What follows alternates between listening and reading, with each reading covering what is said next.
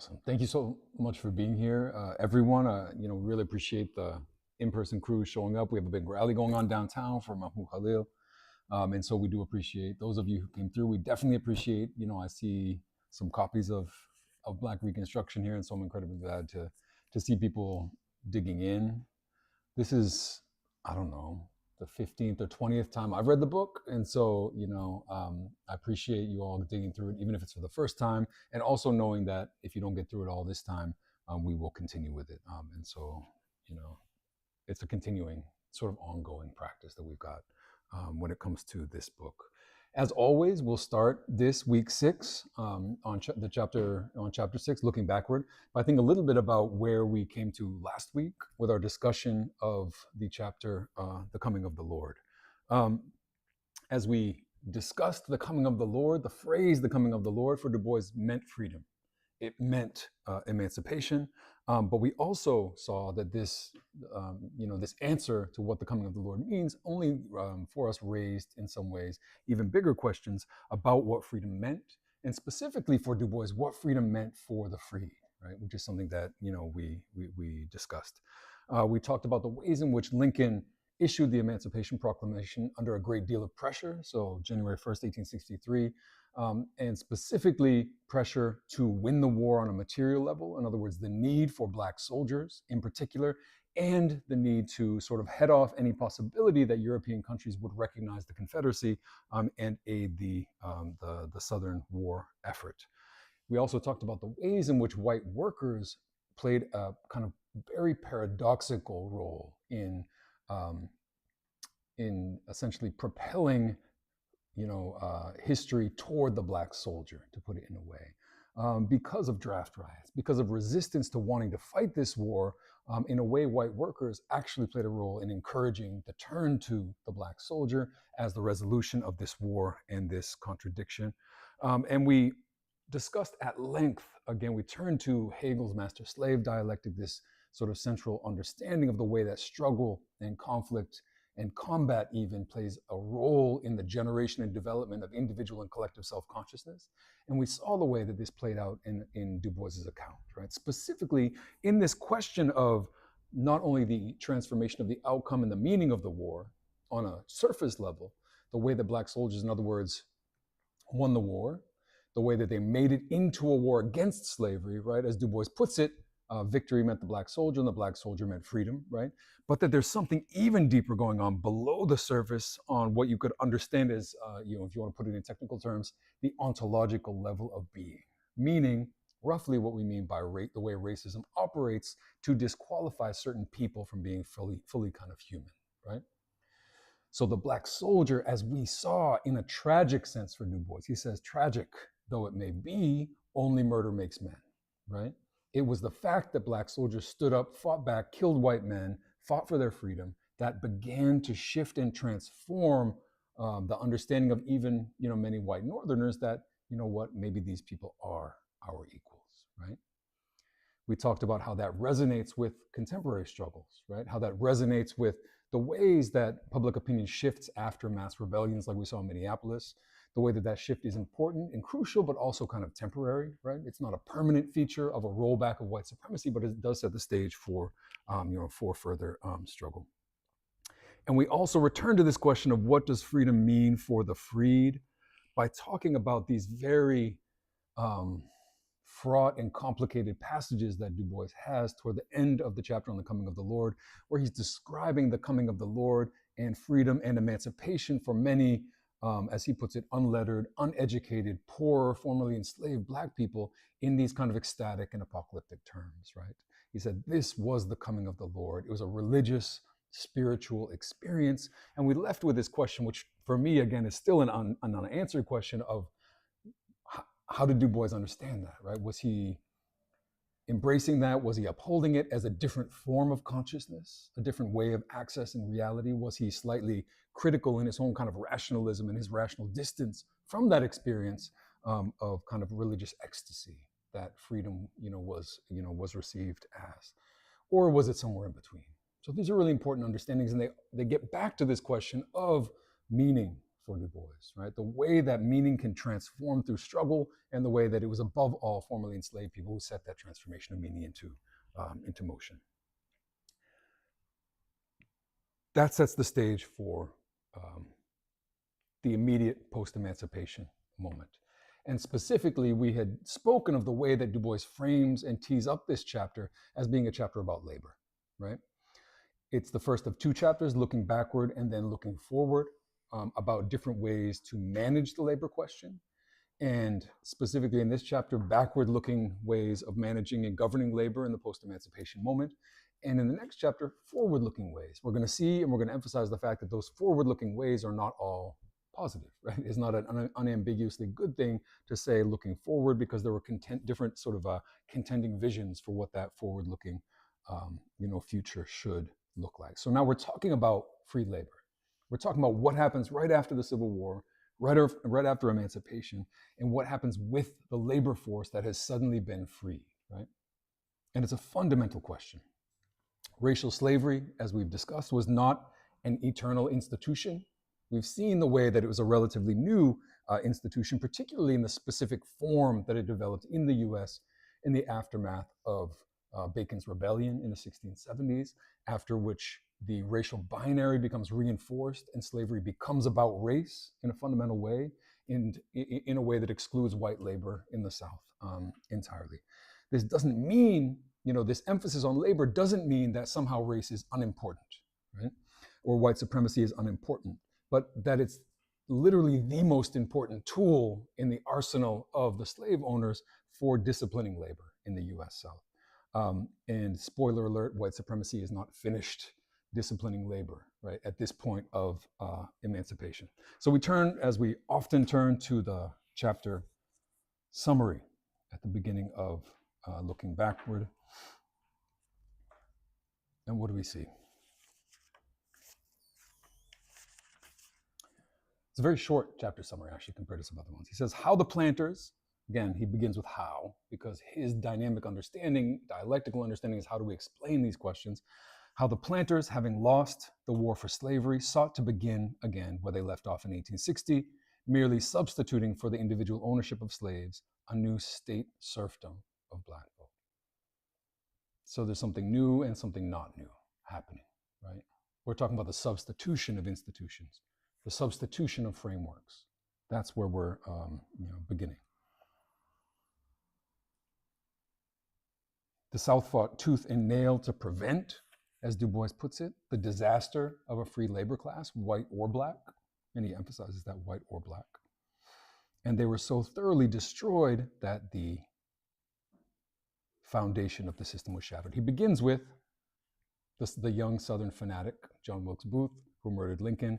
If people haven't seen, Apple TV has this new series called Manhunt. It's about the assassination of Lincoln, the 12 days that follow. It's actually fictionalized in some heavy ways, but it's very interesting in terms of laying out some of these basic parameters. It gets into Lincoln versus Johnson, and the rough parameters of what the Reconstruction project was going to look like. So it's kind of fun and kind of interesting.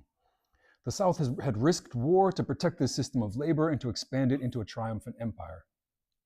And even if all the Southerners did not agree with this broader program, even these had risked war in order to ward off the disaster of a free labor class, either white or black. So they fought tooth and nail against free labor, against the possibility of free labor. And one of the questions is going to be why? Concretely, we're talking about the end of the war. What does that look like? Lincoln had been assassinated only 2 weeks or less than 2 weeks after the surrender at Appomattox. The situation in the South was absolutely dire. As Du Bois puts it, the economy was completely destroyed. Life expectancy was collapsing. And he has this very interesting phrase on 129. When a right and just cause loses, men suffer. But men also suffer when a wrong cause loses. Suffering thus, in itself, does not prove the justice or injustice of the cause.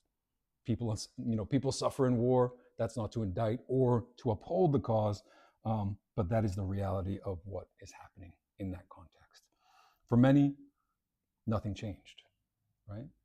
For many enslaved people, there was no freedom. And again, this runs from 1863 right up through 1865, a period of a full 2 years. As the war came to an end, some slave owners moved their slaves toward Texas, Du Bois writes, or to more remote areas of the deeper South, um, where the war hadn't reached, where the armies hadn't arrived, where people weren't able to see the approaching Union armies and very, very quickly and easily escape. As Du Bois puts it, toward the end of the war, a majority of the slaves remained on the plantations to which they belonged, right? So we need to abandon this idea that either emancipation or the end of the war meant this sort of sudden transformation on a material level of what was happening. And multiple things are happening, right? Some slave owners are openly denying that emancipation has happened, right? Some are simply preventing, and by that I mean denying it to themselves, right? Refusing to recognize the reality of what had happened. Some are simply preventing their enslaved people from knowing that, right? Preventing information from getting in, not telling them that they're free. At the same time, more information was spreading, more communication was leading to more knowledge about what was happening. But many were shielded from that knowledge, again, especially in more remote areas of the South. There's a sort of geographic unevenness that's playing a role here. Others were terrorized into submission, right? The kind of violence that was upholding the system continued to be used. There was no sort of radical transformation, between those two kind of phases. And still more remained under the control of their former masters in what Du Bois called unsettled conditions, right? Waiting, they still needed to work, they still needed a place to live. And so that's important to understand.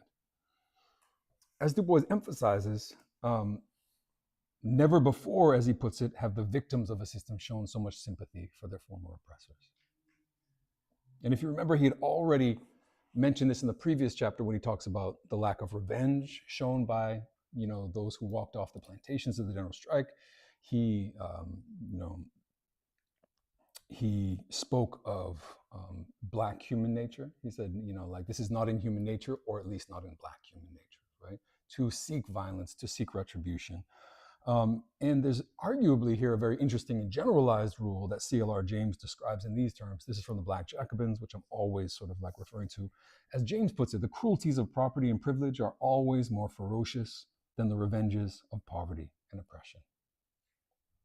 The cruelties of property and privilege are always more ferocious than the revenges of poverty and oppression. In other words, despite widespread paranoia about bloodthirsty revenge, this was the exception and not the rule. And it reflected, more than anything, it reflected the guilty conscience of the slave owner who thought to himself, listen, like, it would be totally valid for these people to hate me, want to kill me, want to seek revenge on me. And so that was more of a projection than actually a reality. They knew what they were doing deep down, despite their own internalization of white supremacy. They knew that revenge would have been justified, and they feared it on that basis. But and we want to kind of hold on to that piece, right, about the lack of revenge, about the sort of patience and generosity that was shown by formerly enslaved people for their former masters, because that's going to be a thread, a really important thread that runs right through the Reconstruction period and its meaning. Now, Du Bois emphasizes that the planters fought emancipation. They fought the idea of free labor, and they fought so hard for slavery because they couldn't comprehend it.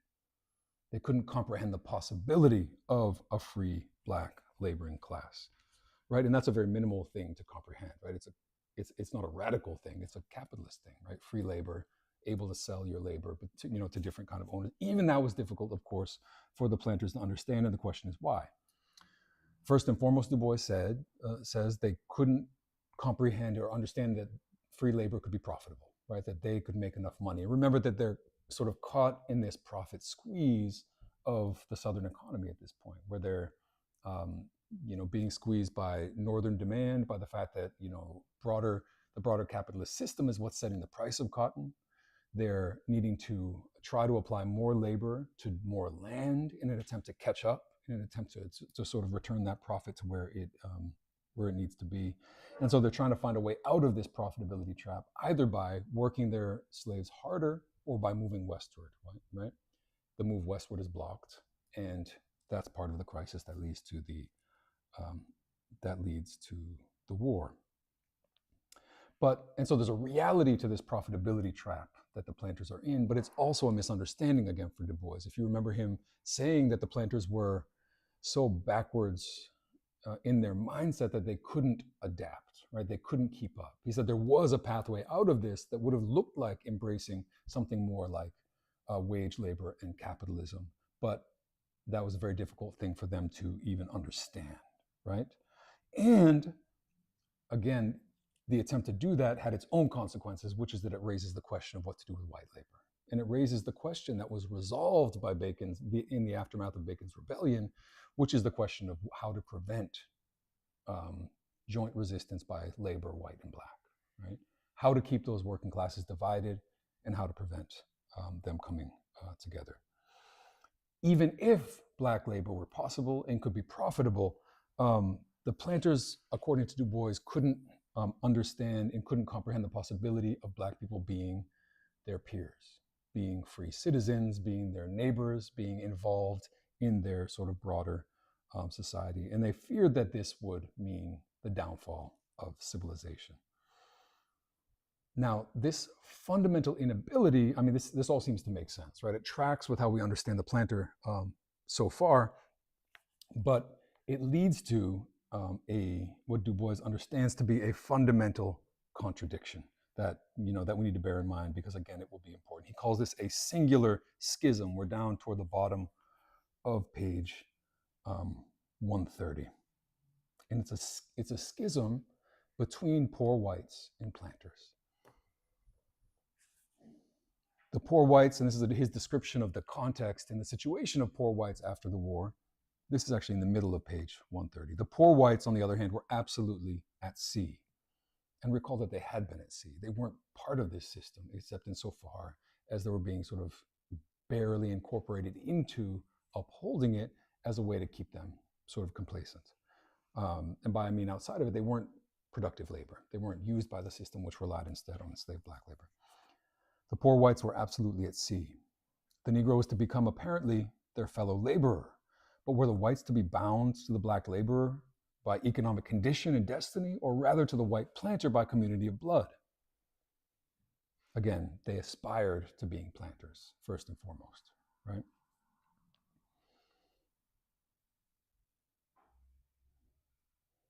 They sought redress by demanding unity of white against black and not unity of poor against rich or of worker against exploiter. This is a deflection of the class contradiction and tension of the poor whites, who should identify with their class for Du Bois. But that's not the point of what he's saying.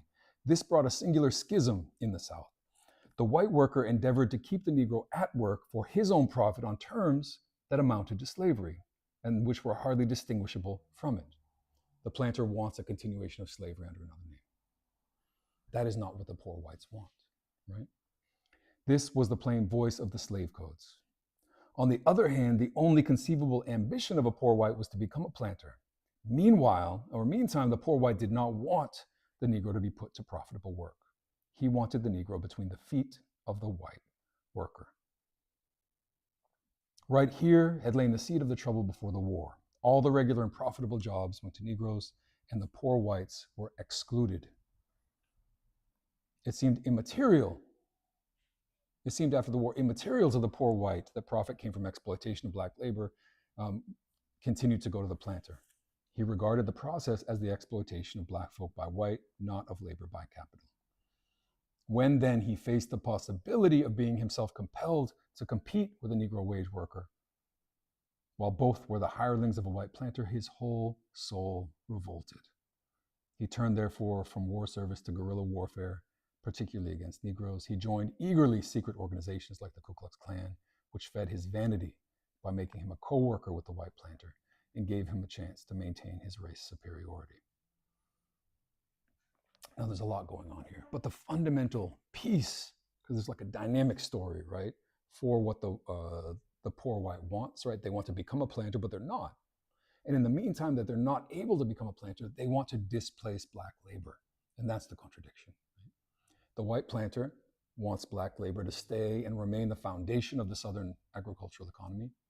The poor white wants to displace black labor and become the labor force in the meantime on the way to getting richer, right? They want very different things. They want things which are fundamentally opposed, and this is the schism that Du Bois is talking about. And again, we want to hold on to that because it's actually very, very crucial to the dynamic tension that he traces throughout the Reconstruction project.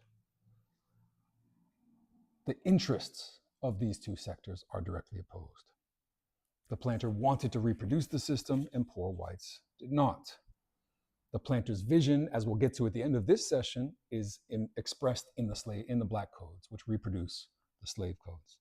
Poor whites did not want that. Their interests were not reflected in what became the black codes.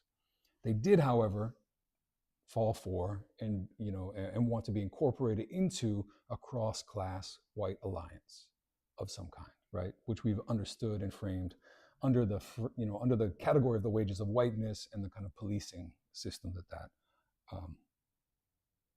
involves. In other words, poor whites wanted neither the continuation of slavery under another name nor a system of multiracial free labor in which they competed with black workers. Confronted with this contradiction, they turned to white terrorism, right? That's part of the dynamic, right? If we go to the middle of 131, Du Bois has these passages where he just like sketches the entire arc of the book. And he does it many, many times. And a lot of them are repetitions of the same story, but they're all tremendously capacious in the way that they are able to cover the arc. So here's one, right? It was only when they are poor whites, when they saw the Negro with a vote in his hand, backed by the power and money of the nation, that the poor whites who followed some of the planters into the ranks of the scalawags began to conceive of an economic solidarity between white and black workers. In this interval, they received at the hands of the black worker and his allies a more general right to vote, to hold office, and receive education, privileges which the planter had already denied them. Again, Reconstruction is going to expand the rights of poor whites. But before all this was so established as to be intelligently recognized, here a question of timing, here a question of the time necessary to consolidate the Reconstruction project, armed revolt in the South became organized by the planters with the cooperation of the mass of poor whites. Taking advantage of an industrial crisis, that's going to be the crisis of 1873, which throttled both democracy and industry in the North, this combination drove the Negro back towards slavery. Finally, the poor whites joined the sons of the planters and disenfranchised the black laborer, thus nullifying the labor movement in the South for half a century and more. That's the arc of the book, right? All summarized in one paragraph by Du Bois. So again, this chapter lays out several ways that throughout history, but specifically in the aftermath of the war, white Americans looked backward toward prior systems or looked backward toward sort of different kinds of responses and ways of managing the black population and answering the question what to do with black people. Right? This has been a fundamental question from the beginning. I've mentioned Tocqueville, the sort of liberal French observer who saw this as a problem, a fatal problem at the heart of American democracy, a threat to it. And Du Bois lays out some of these different possibilities and questions here in these numbered in the numbers on page 132, right? Different solutions, right? What are the different options for dealing with the black population in the US? How would they be resolved? First and foremost, he said, in the earliest period of the Republic, again, we're talking prior to Bacon's Rebellion, it was a question of conversion to Christianity, right? After which point, according to Du Bois, converted black subjects are just like any other subjects, right? Of the king, of the church. This does not hold after the reinforcement of white supremacy in the 1700s in particular, where the racial binary takes over. This then raises different questions. One, the abolition of the slave trade. As he puts it, when the slave trade stops, when the slave trade was stopped, the idea was that black people would die out, and therefore the question would resolve itself, right?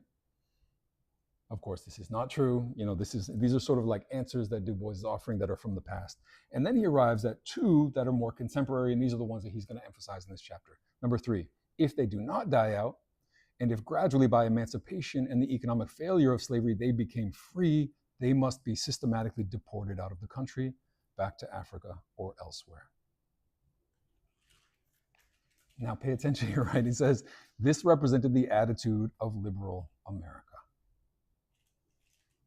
I mean, I don't think I need to emphasize the fact that this is a classically liberal attitude. It seems retrograde because we're looking at the past, but it's classically liberal in the sense that it poses as a sort of kind, generous,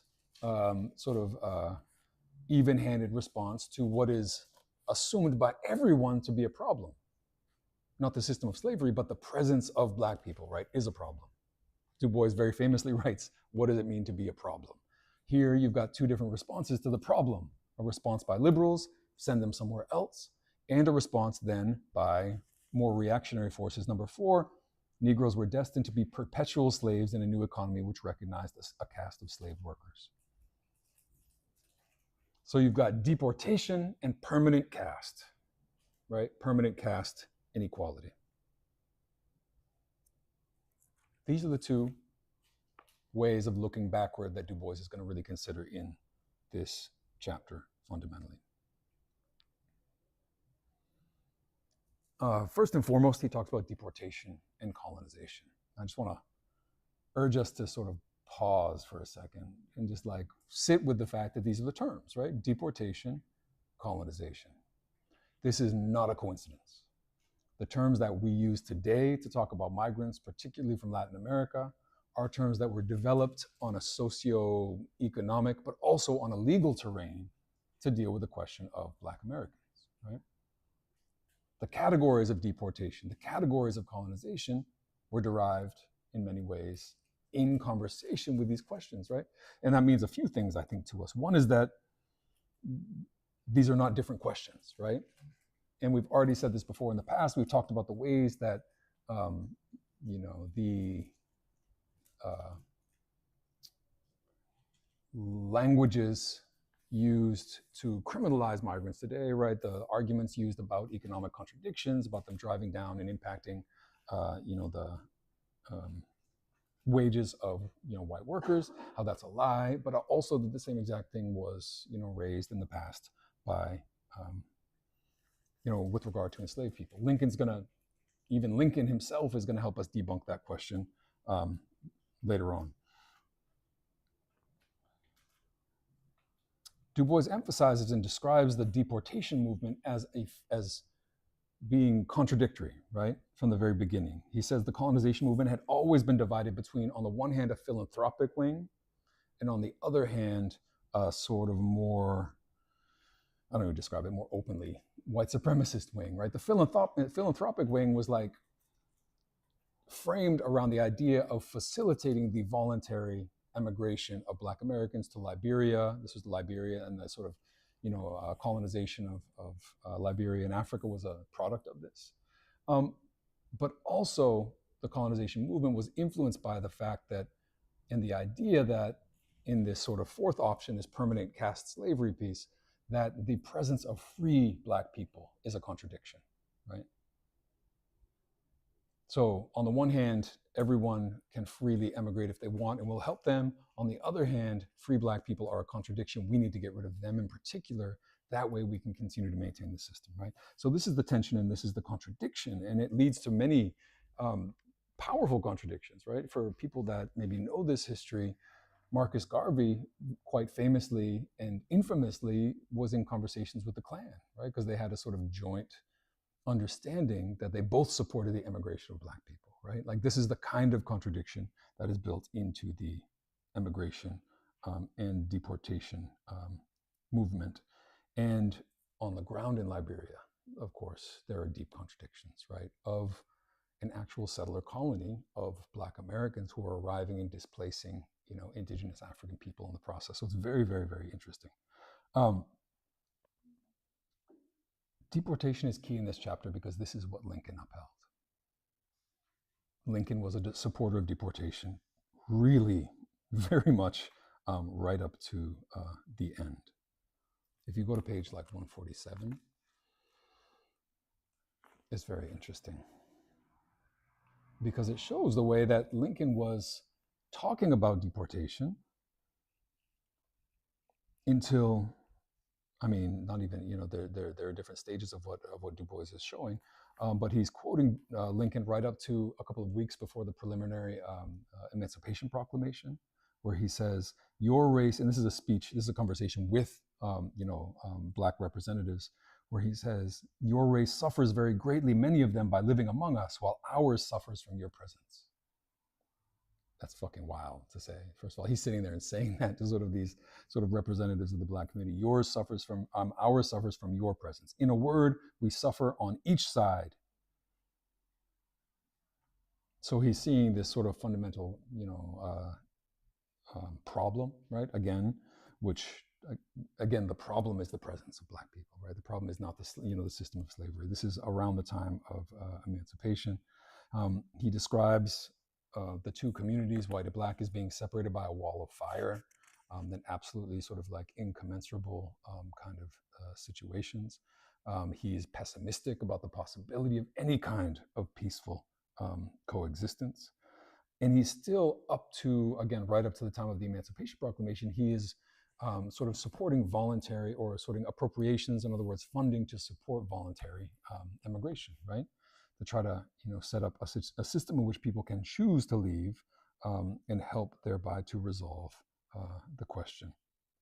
At the same time, though, he's developing a more nuanced understanding, right? And I mentioned this question of the misunderstanding, the misconceptualization of freed Black people as competing with white labor instead of the system of slavery. And if you look at the bottom of 148, he debunks this very clearly, and it's very interesting that this is simultaneous to the support for colonization.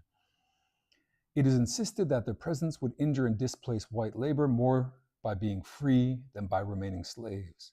If they stay in their old places, they jostle no white laborers. If they leave their old places, they leave them open to white laborers. Logically, then, there is neither more nor less of it. Emancipation, even without deportation, would probably enhance the wages of white labor, and very surely would not reduce them. Right? So he's coming around on the economic front. He's seeing that, this is, not a crisis of access to labor, right? It's not a crisis of wages. Emancipation does not mean wages will come down. It actually means that they will go up, which is true, right? Which is what the position you come to when you realize that the system is actually the problem, right? The system of enforcement. Again, compared to migration, the question is very, very similar. As late as, and this is actually the really interesting one, as late as 1865, as late as the month of April in 1865, do people know what happened in the month of April 1865?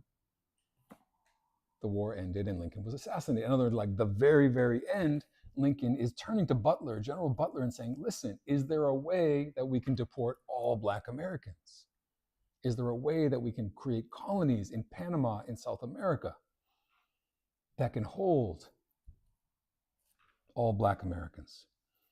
Now, why in 1865 would he be doubling down on this question if he himself, and this is true, we'll see, he himself is becoming more of an abolitionist. He himself is embracing abolition. He was forced into it in 1863, but this is 2 years later. Why is he still talking about deportation? Because he's recognizing the fact that they have not only freed, but also armed and organized into an army 150,000 Black troops, right? And paradoxically, this is putting him in the condition of, in the situation of being more pessimistic, because he's pessimistic about the possibility of integrating armed, disciplined, conscious Black soldiers into a fundamentally white supremacist society, right? So he's asking Butler, he's saying, is it possible for the entirety of the Navy to ship off all Black people to South America? Butler says, absolutely not. Like, it's literally physically impossible. There's no way for us to ship this many people out of the country, and we would barely even keep up with birth rates and the growth of that population. So none of this is to say that Lincoln wasn't shifting, and we'll talk more about these shifts. He was shifting, but about the fact that these are not mutually exclusive approaches in his eyes, right? He, in his view, is trying to, in a very pragmatic way, overcome the tensions and contradictions that white supremacist society contains, right? Um, at first, he's trying to do that without abolishing slavery. Once abolition is, unavoidable, he's still thinking about how to avoid the consequences of that abolition, right? And so it's in the sort of aftermath of this question of 1865 over 1864 over to 1865, where Lincoln is dealing with these questions, that we get a beginning of a sketch of what he understands as Reconstruction, right? Of what he thinks Reconstruction would entail. You have Du Bois now beginning to dig into the what will become, if you haven't read this book before, very complicated debates on Reconstruction, on the Reconstruction plan in general, on who is the fundamental decision maker and how Reconstruction moves, on what the fundamental legal categories are of that Reconstruction. You'll see tremendous conflict between the executive, including Lincoln, right, the executive and Congress, in terms of who makes the decisions about how Reconstruction operates. And it's at this moment that you have radical abolitionists in the Senate, like Charles Sumner in particular. You see a lot of references to Sumner as putting forward more radical plans that are grounded in a more radical legal understanding of what happened in the Civil War. Roughly, Sumner and other radical abolitionists argue that with secession, right, with the breaking apart of the Union and the abandonment of the Union by Southern states, those states committed suicide. In other words, they do not exist. They cease to exist as legal categories. They cease to exist as political categories. This argument is made, and you could say had to be made in part because this opens up the path toward a radical reconceptualization of what their existence should look like, right? It allows for the government to then reshape them in more fundamental ways. I mean, just on a very basic level, it allows them to be, and will allow them to be, put under the control of military districts, right? They won't even be states for a while, they'll be military districts. And the fundamental point of this for the radical abolitionists, like Sumner, is that they need to be readmitted to the Union after having gone through a more substantial process of Reconstruction, right? Meaning, first and foremost, recognizing abolition, embracing it, pledging loyalty, and transforming their society in certain ways. So there's going to be a fundamental insistence that those states no longer exist, that to be readmitted, there has to be a greater process of transformation. And this is something that Lincoln does not agree with, right? He argues, and again, this is happening right up until the moment of his death and then becomes a question in the aftermath of his death, but he argues that these states still exist. And he is trying to figure out a way to establish, again, this comes from pragmatism. He's trying to figure out a way to establish a loyal class of citizens in these southern states that then can be relied upon to readmit and lead that state as part of the Union. He wants these states readmitted. And the implication of this, of course, is that it's a less radical vision for what Reconstruction would mean, right? Roughly, there are arguments around like how many people need to vote, or how many people, first of all, need to pledge loyalty. Lincoln's plan is a 10% plan, which is 10% of the population of the state needs to pledge loyalty. It's a very low bar.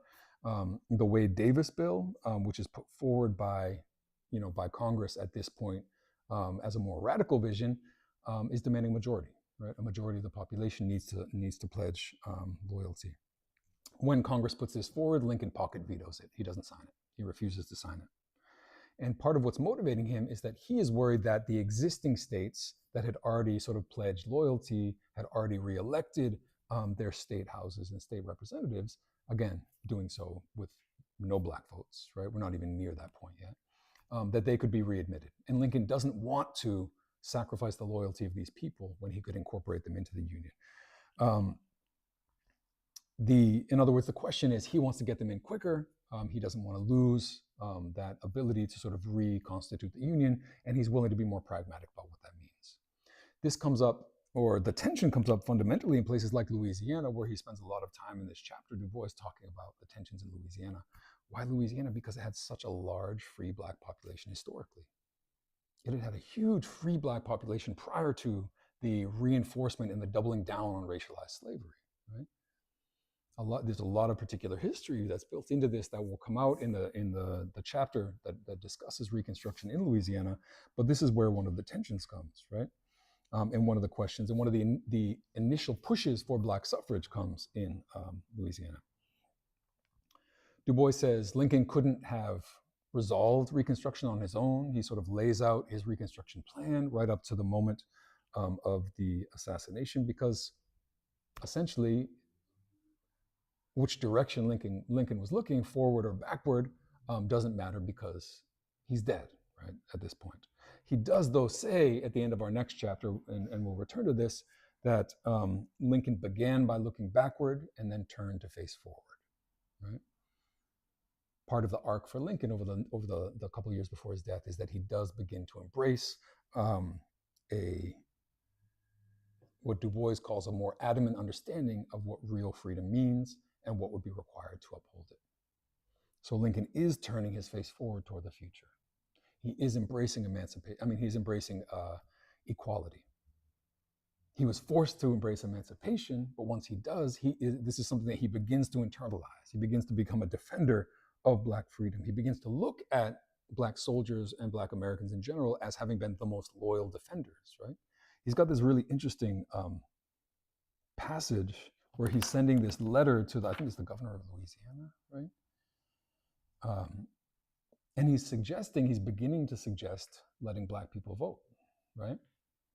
And he's not doing it. Du Bois says this is very characteristic of Lincoln. He's not forcing it. He's not demanding it. He's suggesting it. And he's making arguments for it. But the argument he makes is they, meaning he says incorporating some Black people into the electorate through the vote, they would probably help in some trying time in the future to keep the jewel of liberty in the family of freedom, right? Again, Du Bois's fundamental argument in this book is that democracy died saving the souls of Black folk, right? That Black people in the US saved democracy, presented a different vision of democracy that was more radical and egalitarian, and ultimately are responsible for the survival of that democratic vision. And Lincoln, in a way, is saying something very similar. He's making a soft argument for Black suffrage on the basis of the commitment and the loyalty that Black soldiers have shown. Again, it doesn't matter what Lincoln thinks at this point because Lincoln is dead. He's not just assassinated, and we're often told that there was an assassination, right, of one person, Abraham Lincoln, but there was actually an attempt to kill a number of people in his cabinet. It was an attempted coup, right, by Confederates. It came late. It's not totally clear whether or not they actually knew that the war had ended, several days before that, or on what level it was a desperate attempt to sort of prevent the end of the war and restart, the war, set it back into motion. But he's dead, right? So we turn to a second piece, a second way of looking backward that he's going to be dealing with for the rest of the chapter, which is the question of the Black codes. But I think this is probably a good spot to pause and see if folks have questions on this early arc, what's happening right at the end of the war, what's happening around questions of labor, and how that leads into the question of deportation and Lincoln's own transformations. I know we've got some questions in the room and questions on. Thank you. Just thinking about some of the contradictions around, like up until this point, for the South, just like even the competition of keeping up with, any kind of profit margin, they certainly need Black labor. They're in kind of delusion mode, saying, well, we'll go back.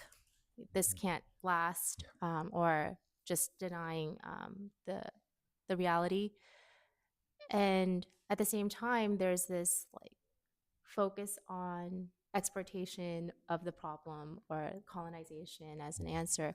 And so without the Black labor, like just if you think of Lincoln and the cabinet, how are they thinking about the economics of how this could actually run through? Because it feels like a complete contradiction, and if the reasoning for it is the fear of organized, um, freedmen after having been able to use guns and be part of the army, then also to take that leap of Hmm. voting as well Yeah, and yeah, suffrage, it just seems like um, kind of an illogical, yeah. irrational hodgepodge Hmm.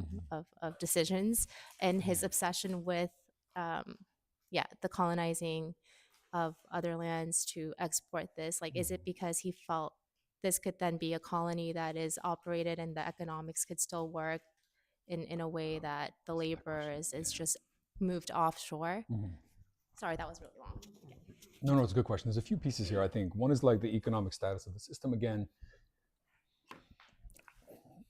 it's interesting. Du Bois, on the one hand, sees the planter logic as completely backwards, delusional, as you put it, sort of like you know, incapable of grasping reality.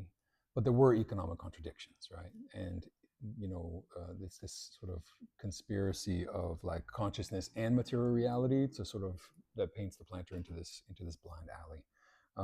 And on an economic level, it would have taken a lot of consciousness, I think, to put it that way, to leap to a different arrangement of how labor would work, right? Again, Du Bois says, and I think saw that as inevitable. He said if they didn't commit suicide in civil war, slavery would have died of its own weight, right? It would have collapsed under its own weight, which it was doing in a broader sense, right? It wasn't as productive as capitalism.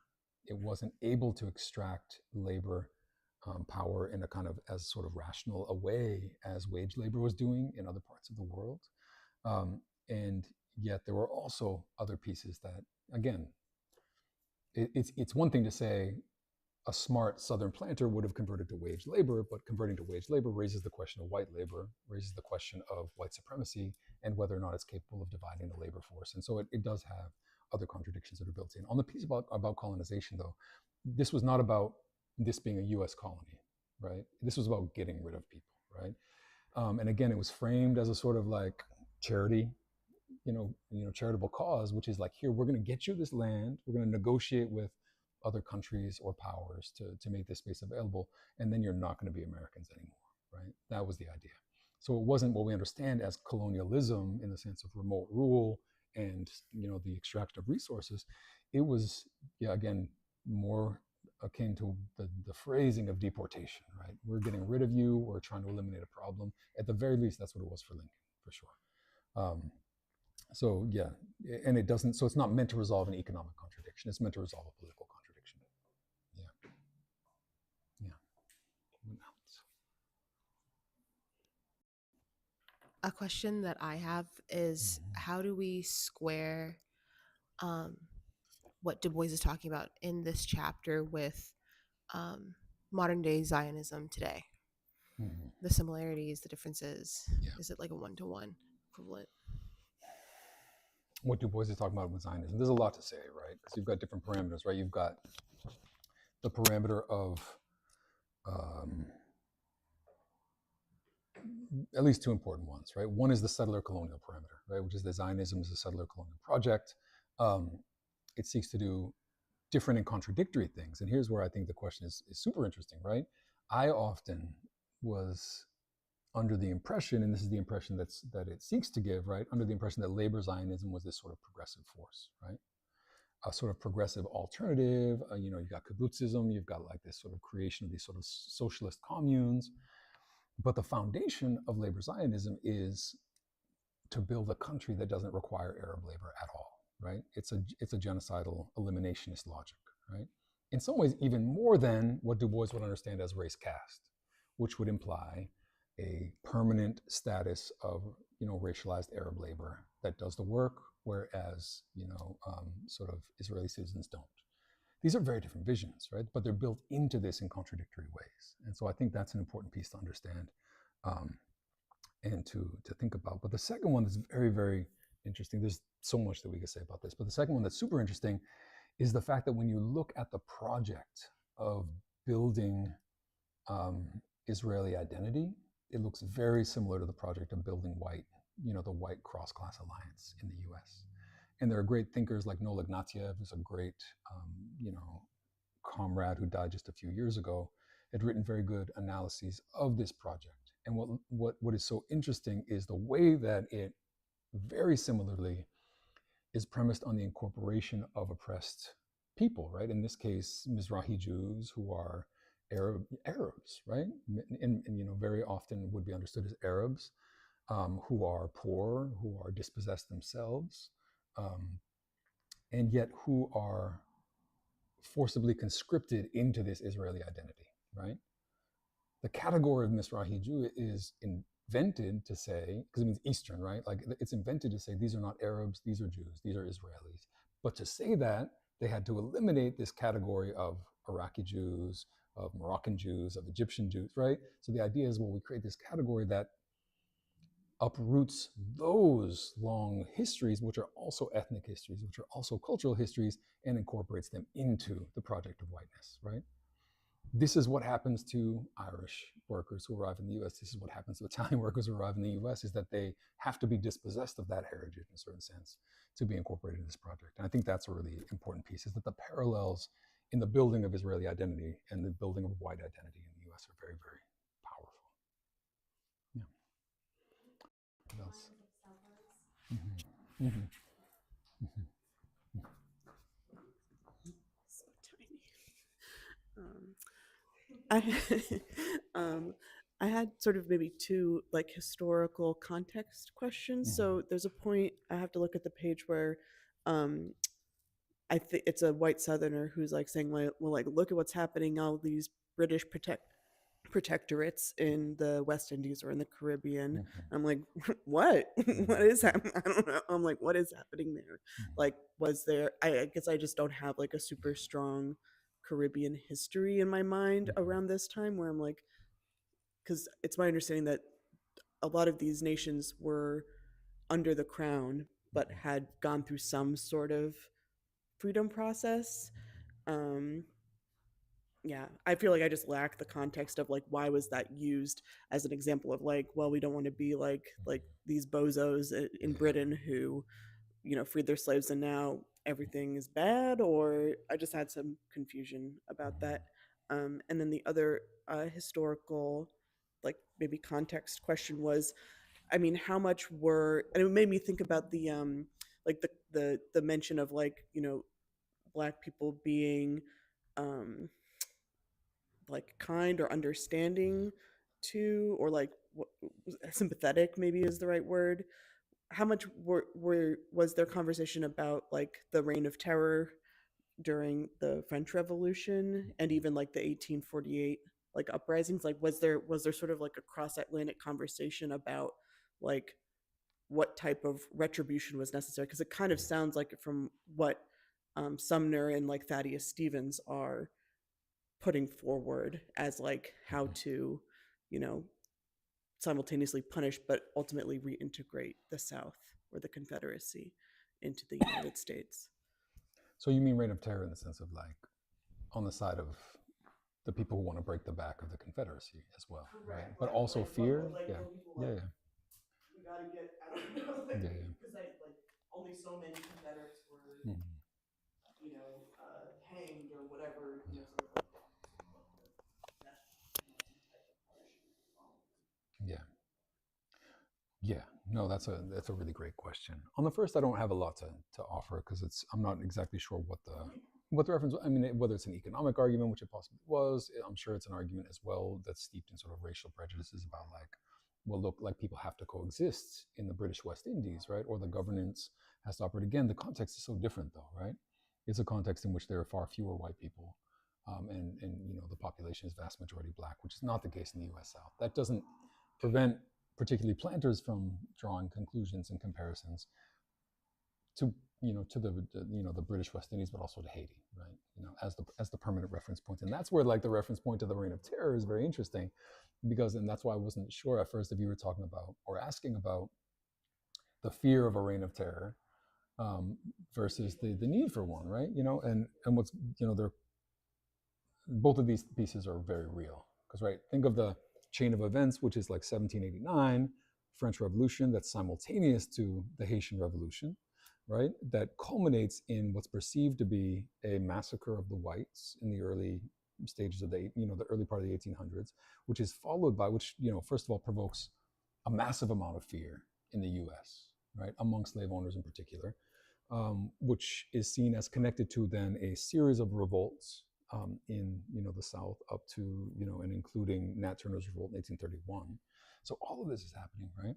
At the same time, reference points to the French Revolution are very interesting, right? Because Black people in the U.S. are referred to as our Jacobins, right?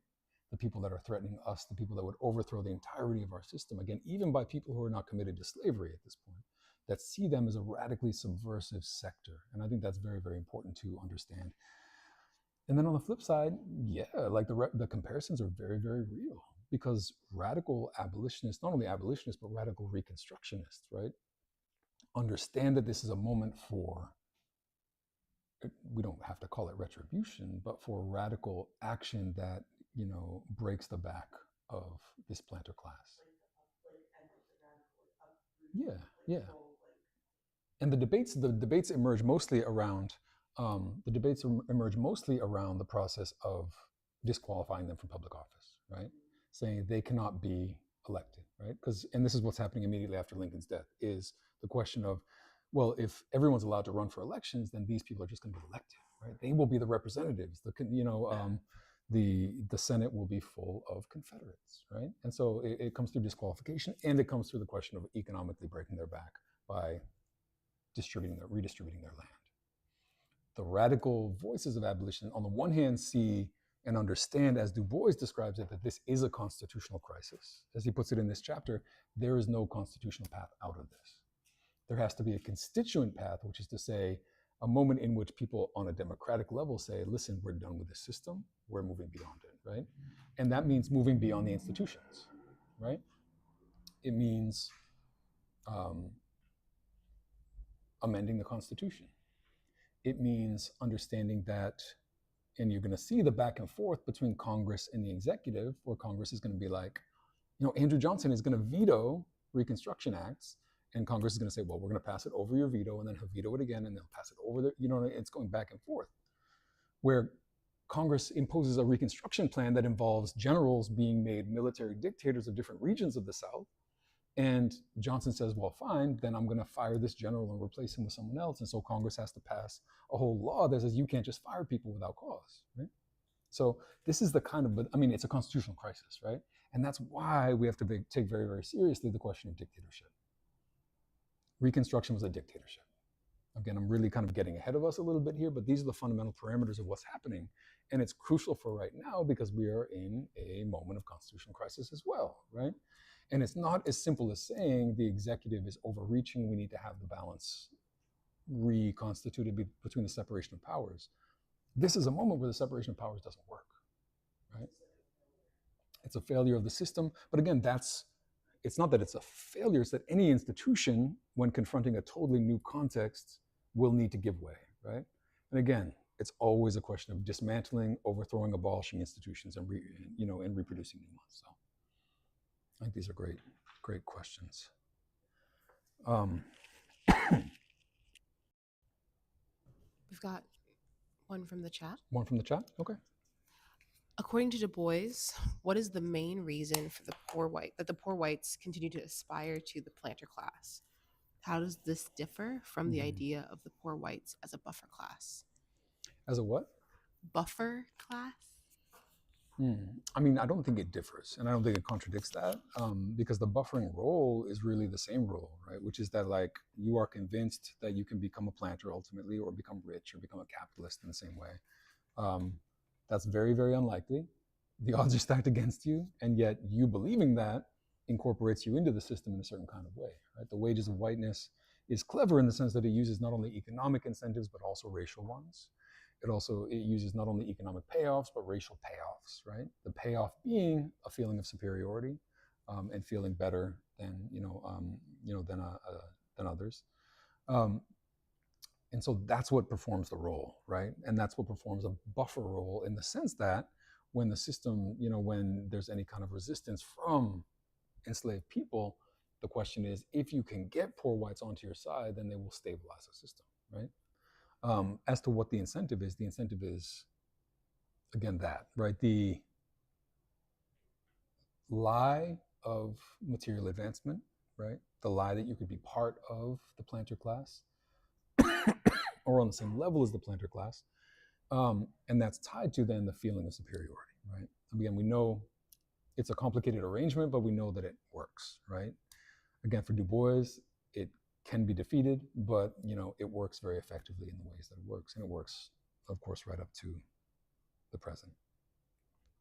Now, I mean, that's a good transition as well, because with the death of Lincoln, with the consummation of emancipation and the end of the Civil War, but also with the very straightforward answer from the Department of the Navy that says we cannot physically deport all Black people, there needs to be a question of reincorporation and a prospect of a more significant project of Reconstruction, right? There's no way around that, right? At least for the North. And yet the South continues to look backward, right? As Du Bois puts it, the Black codes looked backwards toward slavery. With the death of Lincoln and with the rise of Johnson, for people that don't know, Andrew Johnson, tremendous piece of shit. There will be I believe it's the longest chapter in the book, is just one giant fucking session of just like Du Bois shitting on Andrew Jackson for like 100 pages, called The Transubstantiation of a Poor White. And he's going to cover the ways in which Johnson is brought onto Lincoln's ticket, elected vice president as a sort of compromise. He's a Southern Democrat. He also comes from kind of populist background, where he is poor. He's very opposed to the Southern oligarchs. He hates the sort of planter class as a class because he's a poor white, right? He comes from being a poor white. And so the entire chapter, which is coming in 2 chapters, the Transubstantiation chapter, chapter 8, all of it is a description of poor whites in general through the figure of Andrew Johnson, right? But Andrew Johnson is who is immediately in charge as soon as the war ends. And the question is immediately, can the Southern planter class, as it's reconsolidating itself, reestablishing itself, it's been fragmented, it's been broken up, can it head off a project of Reconstruction, and can it reinstitute slavery under another name?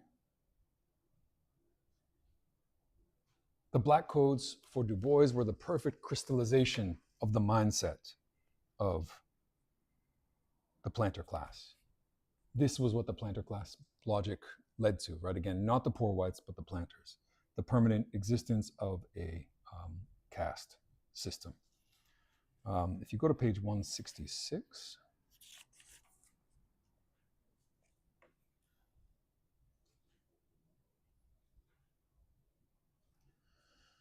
middle of 166, is really poetic language, right?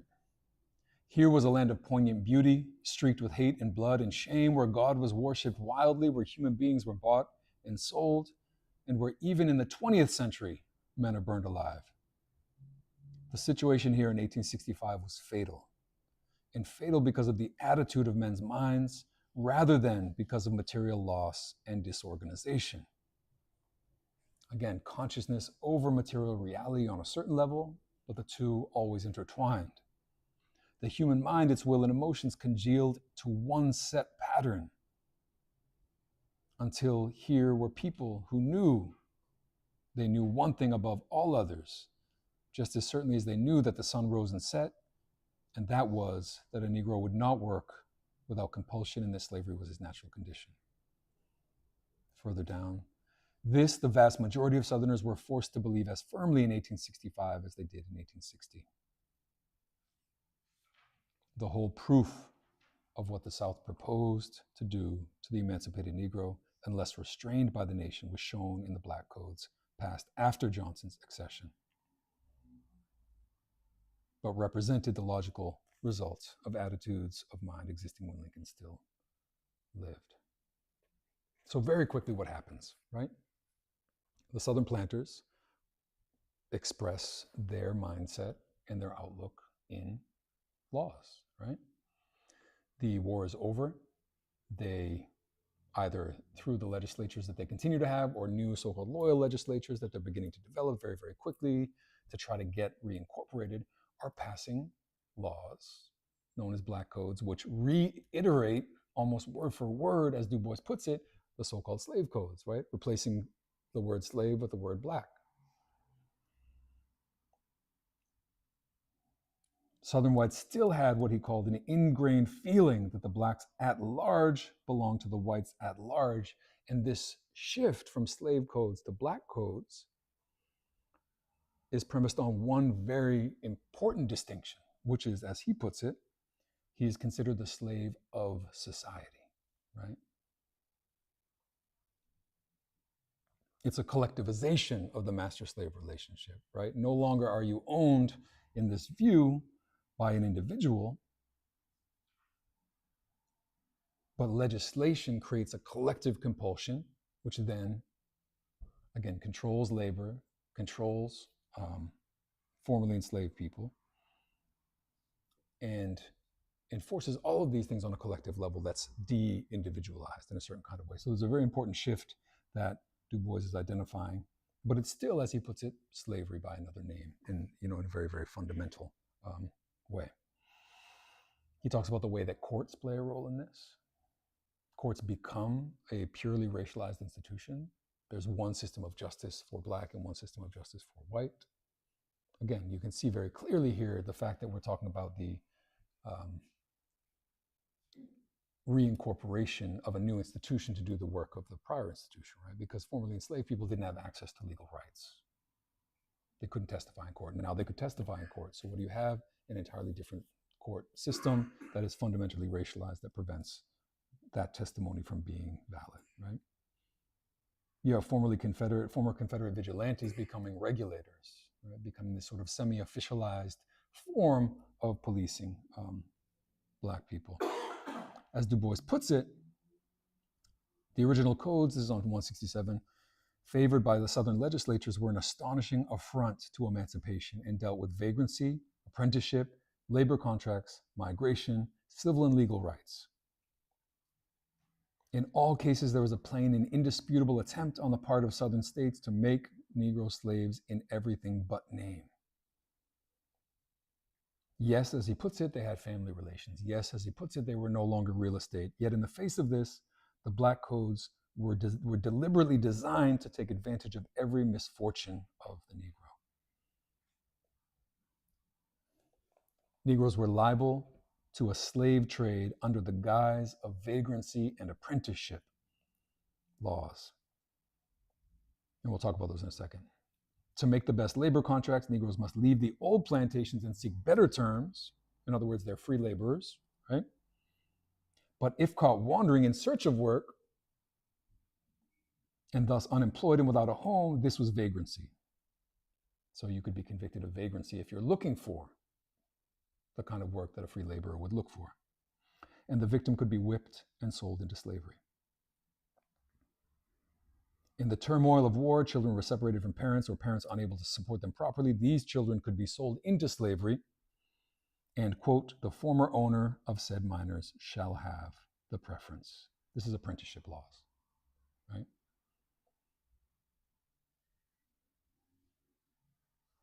So you've got, and these are really, for me, the two most important ones, and they're just the two of the most revealing ones, right? Vagrancy and apprenticeship. Vagrancy. First and foremost, let's think about the fact that vagrancy appears in human history at very specific moments. It appeared very clearly at the early moments of the emergence of capitalism that Marx in Capital refers to as so-called primitive accumulation. Why? Because peasants were thrown off of collective lands in the great enclosures. They were forced into vagrancy because they were unable to support themselves. But since they didn't want to voluntarily go work in factories for a wage, they had to be policed brutally, violently, and criminalized. And that criminalization came under the form of vagrancy, right? In other words, vagrancy is about labor control. In this case, it's performing the same function, right? People are ostensibly freed from the plantation that they had been imprisoned upon, legally, physically imprisoned upon. They could sort of move, right? But what is the primary motivation of the plantation owners? It is maintaining that labor source, maintaining access, privileged access, cheap access to that labor, right? And the easiest way to do that is to criminalize any kind of movement that would prevent access to that labor. That is what vagrancy performs. It also performs very interestingly, particularly in the US North, the role of criminalizing interracial solidarity and fraternization, right? A lot of this happens around questions of alcohol, a lot of it happens around questions of sex work, where these are spaces that people of different races will come together in nightclubs or in red light districts. And this was seen as threatening on a number of levels, and vagrancy was also used to police those spaces, right? Something that's very interesting is that in those contexts, it's very, I don't know, not always true, but it's very often true that white people are punished for fraternization more than Black people because they are legally understood to have kind of known better, right? They shouldn't be in those spaces. They shouldn't be with Black women, for example, right? Apprenticeship is incredibly, astonishing, right? And if people miss the description, what this means roughly is that young people, for a number of reasons, any reason at all, could be forced into a system of apprenticeship in which their parents have to give them up to be an apprentice, and the right of first refusal goes to their former owner, right? Both of these lead to situations in which the same person who had just been freed from a plantation could be criminalized as a vagrant, thrown into jail, even under the 13th Amendment, as we know, which is a loophole for those convicted of a crime, could be sold into slavery through convict leasing and other forms.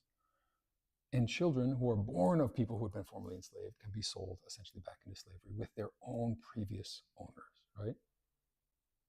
Again, and to be super, super clear, just to really emphasize this is about labor.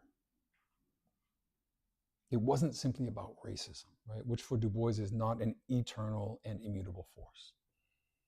He shows the ways in specifically, again, in a relatively short period of human history in the US, racism is reinforced, deployed, reshaped and reformed in the 1700s, turned into a racial binary, turned into a one-drop rule that makes it very, very absolute, and that this responded to an economic motivation, right? Which was the motivation that cotton and slavery provided.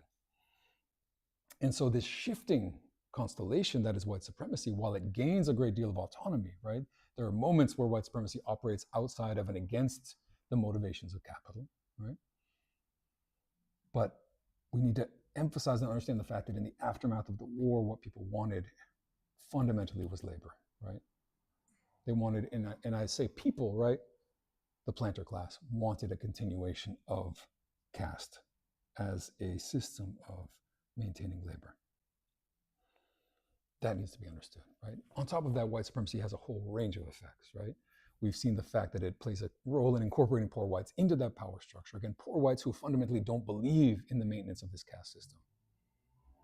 Not that they don't believe it for moral reasons, but they don't believe it because they want to be the laborers, right? So white supremacy plays these roles, right? This manifests as incredibly powerful white supremacist fear of movement, right? The fear of the movement of the poor and of racialized people is sort of perennial throughout history, right? When people break down boundaries, when they cross those borders, they're perceived as dangerous and they need to be criminalized as well. But the fundamental piece here is that this is very much, about labor. So the Black Codes represented and reflected the interest of the planters, and they reflected the fact that the planters set the terms in the immediate aftermath of the war about what that should look like. In other words, poor whites didn't have their say. Poor whites were not effectively displacing Black labor in the immediate aftermath of the war. And we're talking about these interim years of Johnson's presidency, right?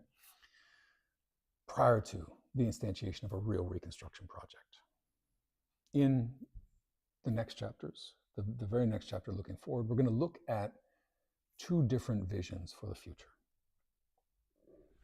And they're contrasting visions. When Lincoln says looking forward, that's not necessarily a compliment, right? Like there's one good vision and one very, very bad vision that ultimately wins out in a lot of ways. But the two contesting visions are what we're going to be talking about. And they are abolition democracy on the one hand, and the untrammeled power of capital and the new dictatorship of the wealthy. These are going to be two visions. He's laying out these two visions because in Reconstruction, these two visions are going to interact in a very interesting way. They're going to be temporary allies. That alliance doesn't make any sense in a lot of ways. He refers to it as an eternal moment or an eternal second in a cycle of 1,000 years, when these two very contradictory interests overlap during Reconstruction and then disintegrate with the fall of Reconstruction. So he's going to map that out and looking forward, and then we're going to talk about Andrew Johnson in a very funny chapter. Again, check out the Apple TV show Manhunt. It's not entirely historically accurate. The dude that they have playing Andrew Johnson, though, looks just like Andrew Johnson and acts just like him, so it's kind of great. And also, like, they're pretty clear about, you know, laying out his own, you know, what he says in that show really tracks with how Du Bois diagnoses him as a poor white who then betrays exactly what poor whites collectively betray in his alliance with the planter class. So yeah, check that out. People have other questions before we wrap up.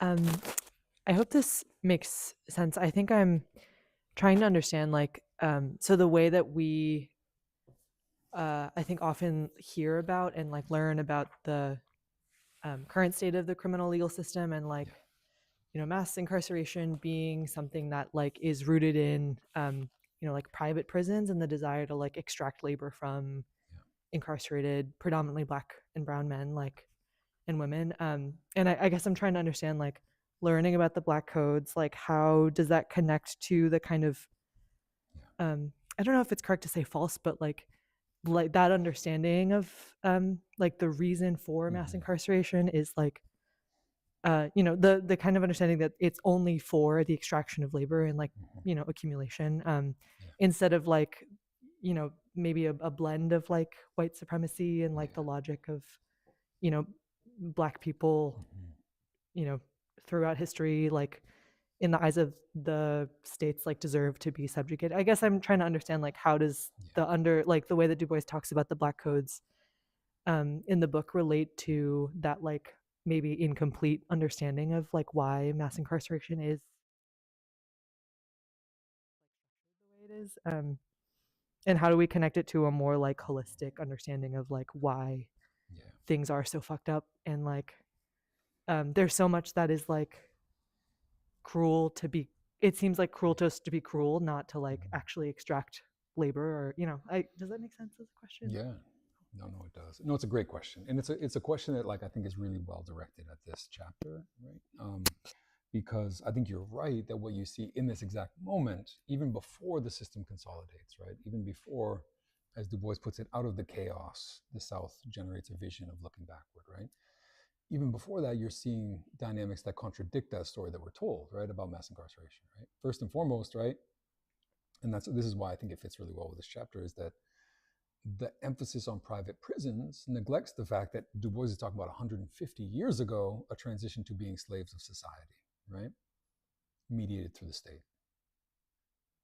Another way of putting that, and this is something that someone like Ruthie Wilson Gilmore emphasizes about the sort of narrative around prison industrial complex, is that there's a fundamental misunderstanding if we understand that to be a narrowly economic question, right? By which she means, first and foremost, the vast majority of prisons are not private. They've never been private, right? So slave of society as a category helps us think beyond, oh, this is a private question, right? Private prisons are more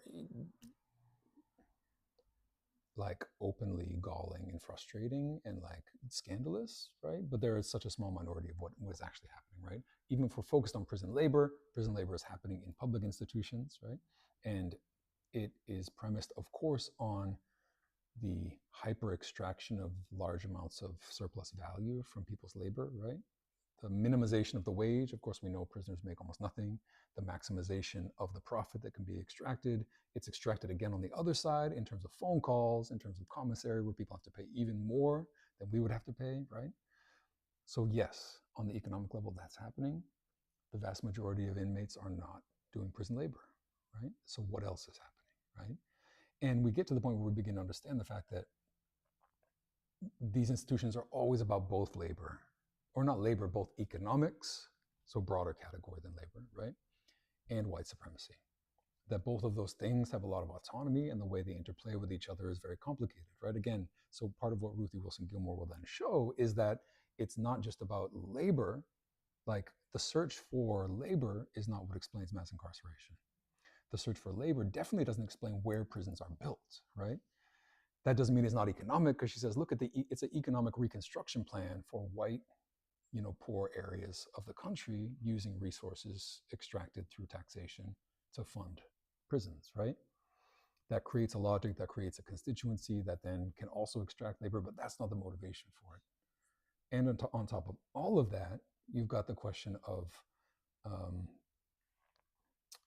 of the fact that throughout the 20th century, there's a transition from Black labor being very central when Du Bois is talking, to being central again during World War II, and then to Black workers being pushed out of industrial labor in the aftermath of World War II, right? And so you have mass incarceration as a warehousing of people who are no longer economically required and necessary, right? Again, that's not explained by a desire for labor. It's explained by the opposite, right? Like, what do we do with people who are seen as dangerous, who are organizing for, in freedom struggles, who are demanding rights in the 1960s, and who need to be criminalized to undermine the political strategies, of the movements to break, and this is explicit, right? To break up white sort of hippie student movements away from Black power movements, to keep them separated, to criminalize them both through a war on drugs, and to use that all to sort of like set into motion a project for political power, right? The question is great. The answer is, I think, complicated, but again, the fundamental pieces are that race and economic questions, broadly understood, are fundamental to this transition. Yeah. What else do we have? That's such a good question. There's a content question asking, have you seen the film Lincoln, and is it worth watching? Oh, actually, I haven't seen it. Is it new? Is that the new one or It's no? a couple of years old, I think. No, I have not seen it. I guess the answer is that. No, but again, check out Manhunt. It's really interesting. I mean, it's again, it's fictionalized, but it's funny, right? And I'm like struggling with, like, everything is historical fiction now, so I always have to find myself trying to figure out which pieces are true and which are not, and how they're, like, on what level we should accept the rewriting of these histories, or it's like popularizing, I don't know, like, I'm misunderstanding. Fire on the Mountain. I haven't read it myself, but I know of it. Yeah. Do you like it?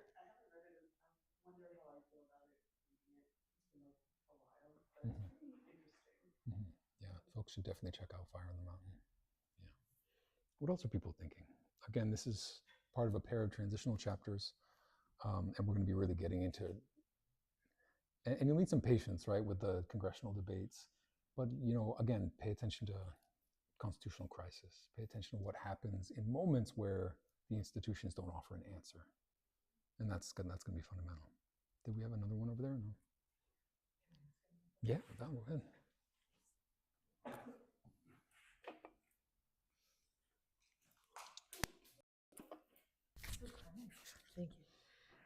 you. I guess I had a clarifying question. I remember you talked about how, or a few chapters ago, Du Bois was like, the white families who were really wealthy, like a generation after the Civil War, were not the same like planters that were, of the planter class. And I think, I guess I'm curious, like, on the previous slide in the chapter was saying, like, you know, Black workers were immediately like re-enslaved to their previous masters. And I guess I'm like, does that not negate like that those planters were the same people before and after the war? Or is it just like they're subjugate, the planters or whoever, like post-war planter class are still in power, but they're not like churning out as much wealth as they like would have, or compared to the North? I guess I'm like, is that a contradiction, or is it just? I mean, it reads as a contradiction. I think, again, and for as a reminder for folks, this gets to the beginning where he's talking about the white about the planter class, and at the end he says that the class was decimated after the war. And we know that's not fully true, right? We know that a lot of them maintained power. We know that a lot were disenfranchised and did lose access to their lands, right? And so part of what he's saying is that they were replaced, then, as he puts it, by poor whites who then sort of rise up the ranks, gain access to this land. We also know that some were replaced by like northern capitalists, come down to begin investing in buying up the land because there's an emergency and an opportunity, and it's cheap, right? There's an economic crisis going on where they can get this land and buy it up. We know from this chapter in very, very interesting moments where free Black people from the north come down and begin renting out the land to begin producing agriculturally. They're doing what planters should do, right? But they're chased off by force, right? So their ability to accumulate is not enough to overcome the pressures of white supremacy and the binary.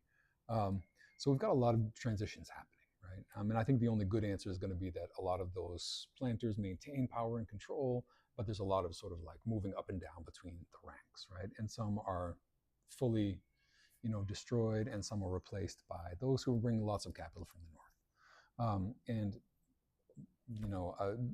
I haven't seen a full demographic study of who they are. But again, there's peculiar claims. I don't know, it's one of the, again, as I always put it, like one of the more peculiar claims that Du Bois is making, because he's also claiming that this is part of what makes Jim Crow so violent, is that it's not the aristocrats, it's the sort of like new money of the poor whites. So it's an interesting claim. But yeah, there's moments where he shifts gear, being like, you know what, it's still white planters in control, and they're still controlling the same people that they once controlled. So yeah. Cool. Another one. How would you connect the fears around the arming of Black soldiers post-emancipation and the anxieties around Black Panthers during the Second Amendment, using the Second Amendment and arming themselves? Yeah, it's the same thing. It's the same fucking thing, right? Like the first gun control is the Black codes that says these people who have been armed, who've been arming themselves, now we need to get the guns out of their hands. And planters are not stupid. And later on, the Klan is not stupid, right? And this is, again, one of the most important threads in the book. That's, that Du Bois begins to pose in this chapter through Lincoln, where Lincoln is saying, what would it take to make freedom real, right? And Lincoln is slowly and hesitatingly moving toward the idea of votes to make freedom real, right? If you want to be free, if you've been emancipated, to maintain that, you need to be able to vote, use political power to maintain your freedom. Du Bois is going to say very, very clearly, if you don't have land and if you don't have guns, then you still can be re-enslaved, even if you have the vote. Because you can be chased away from the ballot box, right? You can be chased away from the polls.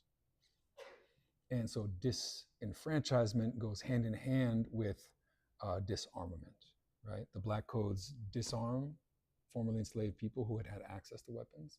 It becomes an acute demand after the war because people are bringing their weapons home, right? And they've been trained and they've been organized. And this is part of what's driving Lincoln's anxiety that makes him talk about deportation again, right? Which says, listen, how can we expect armed Black people to coexist with racist Southern whites? You cannot, right? The failure of Reconstruction, the defeat of Reconstruction has everything to do with this, right?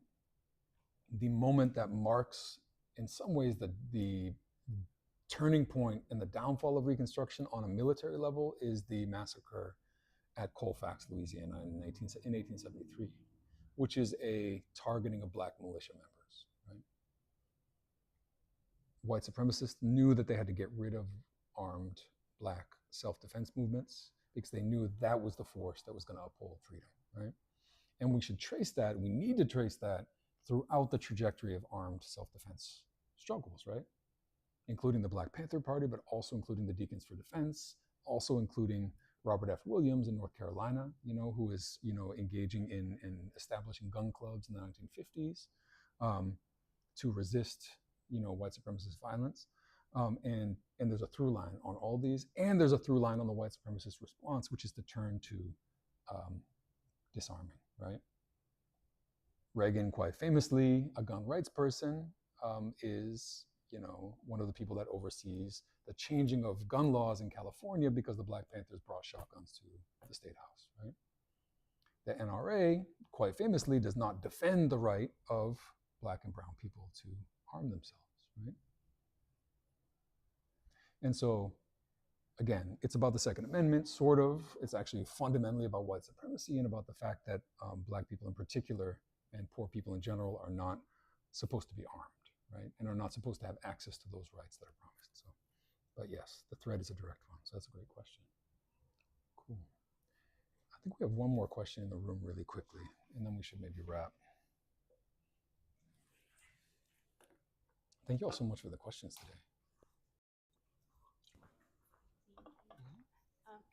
It's not a question, but I think when you say you've read this 15, 16 times, it makes complete sense because every page, just the infrastructure that is parallel to so much that's happening here and resonating across the world, whether it is apartheid and this like original sin in Israel, the state of Israel, like there's just so much. But also I think on the other side of like when we think of armed resistance and growing actual power that can't be fully disenfranchised when it's organized, the flip side of that, of the initial sort of like training and that pathway to upholding white supremacy and capitalism from like a military standpoint, where you still have folks that are disenfranchised from the system, whether it's because they're quote unquote illegal immigrants and they have to join the military for a chance to remain or prove that you're a man or you're worthwhile as a potential citizen. Yet there's just so many parallels, and it's quite exciting. Every chapter. No, thank you so much, and I'll take that as the comment that it is, right? And I think that's absolutely right. Thank you all so much for being here. Looking forward to next week, and we get to talk about looking forward instead of looking backwards. So see you.